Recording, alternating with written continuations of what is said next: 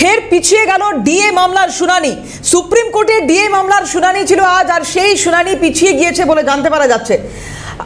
আগামী মাসের প্রথম সপ্তাহে শুনানির সম্ভাবনা। সাংবিধানিক বেঞ্চ ব্যস্ত থাকার কারণে পিছিয়ে দেওয়া হলো মামলা। ইন্দ্রাণী দাশগুপ্ত আমাদের প্রতিনিধি রয়েছেন টেলিফোনে। ইন্দ্রাণী, কি জানতে পারছো? দেখো, ফের একবার সুপ্রিম কোর্টে পিছিয়ে গেল ডিএ মামলা। কারণ যেই মামলাটা দীর্ঘদিন ধরে শুনছেন, সেই বেঞ্চের একজন বিচারপতি প্রশান্ত কুমার মিশ্র, তিনি সাংবিধানিক বেঞ্চে আজকে ব্যস্ত রয়েছেন। তারপরে জায়গায় বেঞ্চ এসছেন নতুন বিচারপতি সন্দীপ মেহতা। যেহেতু সন্দীপ মেহতা এই মামলা না, সেই কারণে মামলাটিকে পিছিয়ে দেওয়া হলো।